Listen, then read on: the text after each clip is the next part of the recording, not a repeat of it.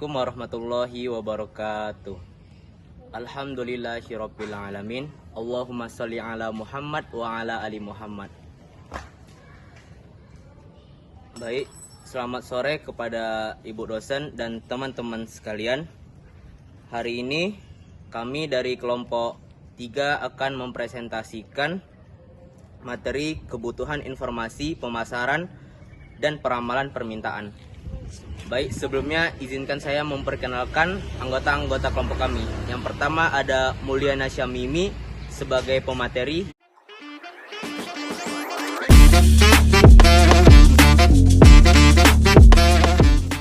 Yang kedua ada Nadia Makena sebagai pemateri.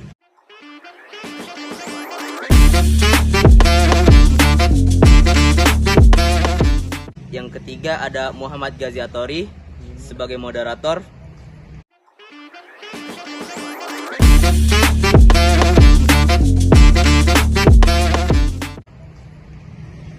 Yang keempat ada Herzan Maulana sebagai materi.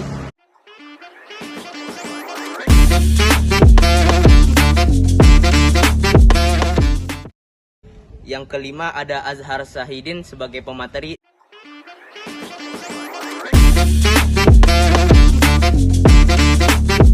Dan yang terakhir ada Zikri Rahmatullah sebagai pemateri.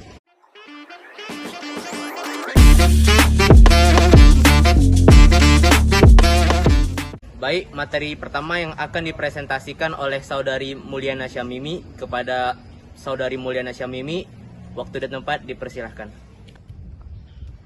Baiklah, di sini kami akan membahas yang pertama itu adalah mengenai arti dan peranan informasi pemasaran. Jadi, pada awal mulanya itu, di dalam sejarah bahwa informasi itu kurang diperhatikan oleh suatu perusahaan. Padahal, informasi dalam suatu perusahaan itu merupakan hal yang paling krusial dalam suatu perusahaan dalam mengelola masa depannya dan mengelola informasi. Perlunya pemrosesan informasi dirasakan semakin meluas oleh perusahaan itu dikarenakan adanya lingkungan yang kompetitif yang menjadi semakin dinamis dan mudah berubah. Oleh karena itu, perusahaan dapat memanfaatkan keuntungan yang ditawarkan teknologi informasi dan sistem informasi modern. Manajemen informasi pemasaran dengan menggunakan teknologi informasi telah menjadi salah satu elemen penting dari pemasaran yang efektif. Sistem informasi menawarkan cara-cara baru untuk memperbaiki efisiensi internal dalam perusahaan, baik dalam meliputi informasi pemasaran itu sendiri seperti harga, produk, konsumen, daya beli, persaingan, perilaku dan kebiasaan konsumen, serta segmentasi pasar. Jadi teman-teman, ada 3 alat memimpin dalam suatu pemasaran itu, atau disebut juga dengan managerial tools, yaitu yang pertama adalah informasi, yang kedua alat untuk pengolahan dan penganalisis informasi, serta yang ketiga model yang digunakan untuk pengambilan keputusan. Jadi dapat disimpulkan bahwa informasi pemasaran itu merupakan hal yang penting dan dapat juga didefinisikan informasi pemasaran adalah hal yang paling penting bagi manajer pemasaran karena manajer pemasaran menghadapi kebutuhan akan informasi suatu pemasaran dari suatu perusahaan. Manajer pemasaran harus mengambil risiko bila informasi yang didapatkan tidak lengkap. Baik, materi selanjutnya yang akan dibahas oleh Saudara Herzan Maulana. Kepada Saudara Herzan Maulana, waktu dan tempat dipersilakan. Di sini saya akan melanjutkan pemateri sebelumnya dengan pembahasan yang baru dengan berjudul kecenderungan yang menimbulkan adanya kebutuhan yang lebih besar akan informasi pemasaran adalah sebagai berikut. Yang pertama ialah terjadinya perubahan dari peran lokal ke pasaran nasional dan internasional. Dalam perusahaan harus membuat keputusan-keputusan kunci atau yang disebut dengan key decision atas dasar informasi dari tangan kedua untuk produk-produk yang mereka jual. Yang kedua yaitu adalah adanya transisi dari pemenuhan kebutuhan pembeli atau yang disebut dengan buyer needs kepenuhan keinginan pembeli atau yang disebut dengan buyer wants. Perusahaan mempunyai peran atau posisi di pasar dalam mengikuti informasi mengenai keinginan konsumen atau calon konsumen dari produknya. Yang ketiga ialah adanya transisi dari persaingan ke persaingan semata-mata tidak pada harga. Pada saat ini banyak para penjual mengangkatkan dan menjaga kepercayaan konsumen terhadap produknya dengan menjaga nama baik produk mereka, mengadakan diferensi produk yang dihasilkan dan dipasarkan, meningkatkan kegiatan iklan dan promosi penjualan.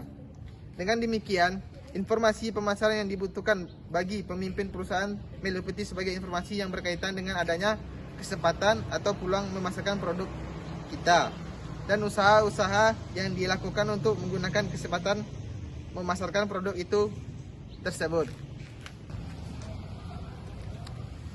Baik, materi selanjutnya yang akan dipresentasikan oleh Saudara Azhar Sahidin. Kepada Saudara Azhar Sahidin, waktu dan tempat dipersilahkan.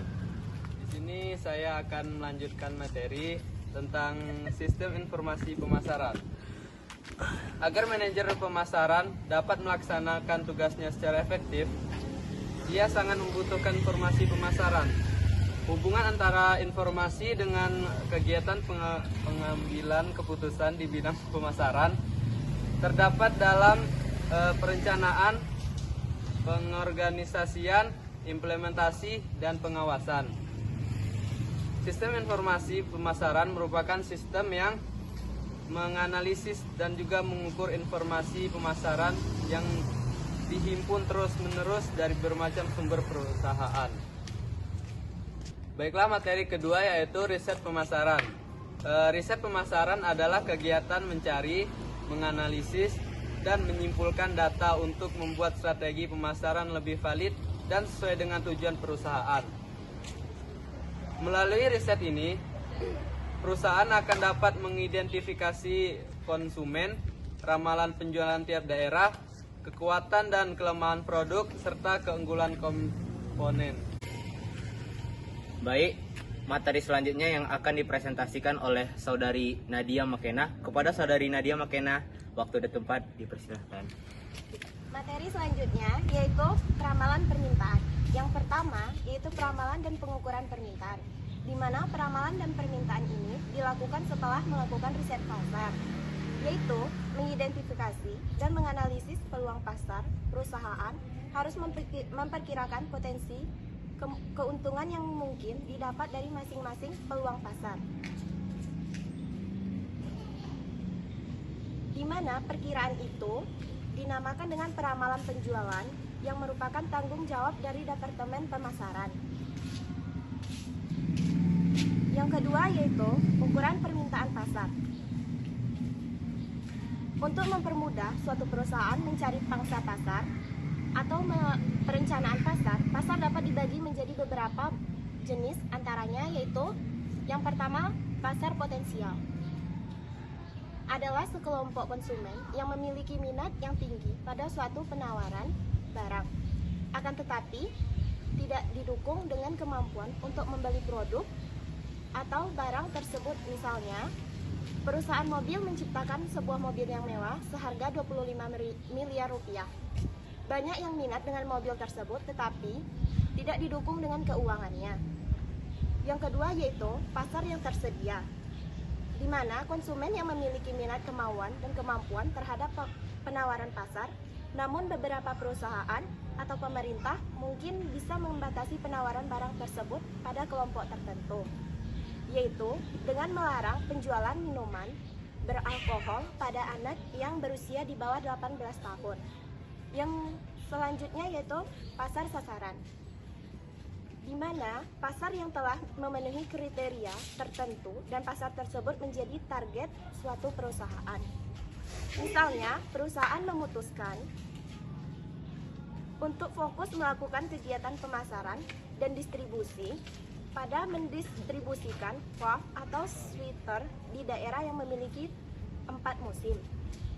Selanjutnya yang terakhir yaitu pasar terpenetrasi, adalah sekelompok konsumen yang membeli produk perusahaan. Contohnya, kebutuhan seorang murid, mahasiswa, karyawan terpenuhi ketika tersedia toko yang menjual alat-alat tulis maupun fotokopi di dekat sekolah, universitas, maupun perkantoran.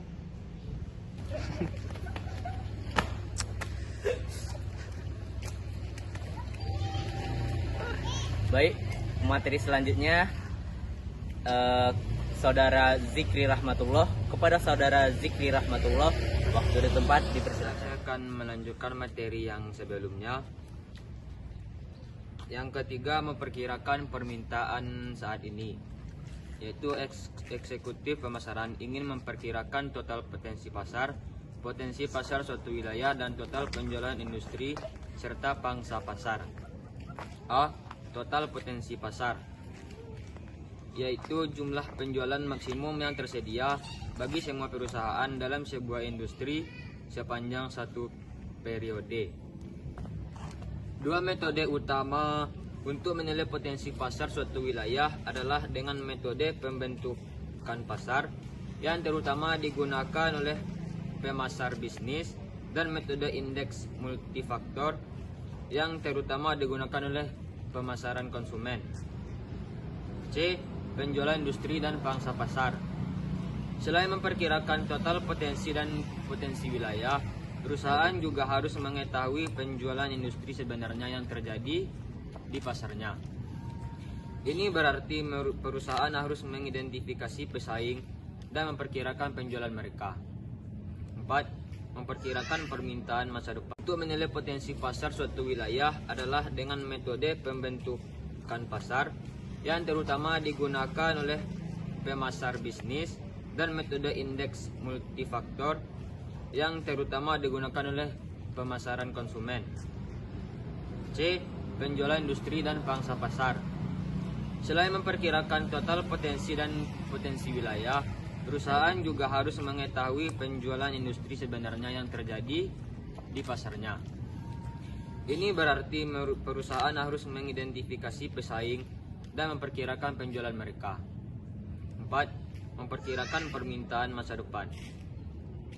Sedikit produk atau jasa yang membiarkan diri mereka sendiri diramalkan dengan mudah, biasanya menikmati tingkat absolut atau tren yang cukup konstan dan persaingan yang tidak ada atau utilitas publik.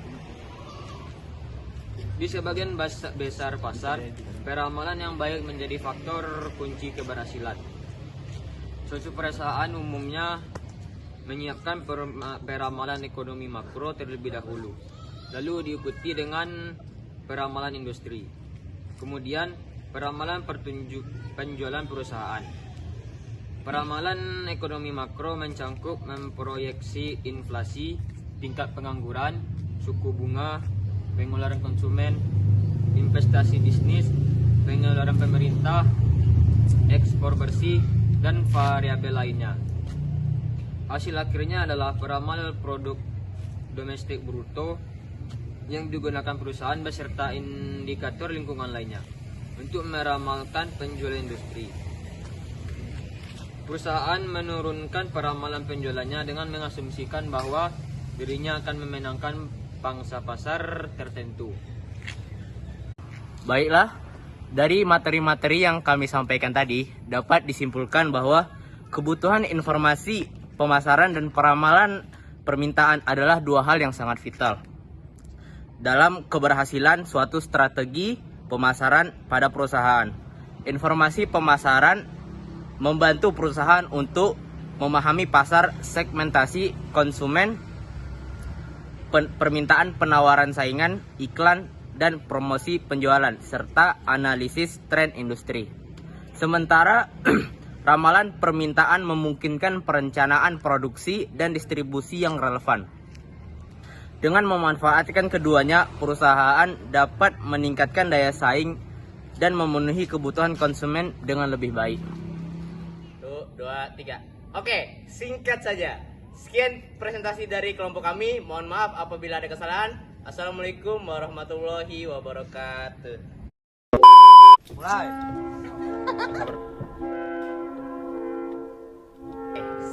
saja. Eh,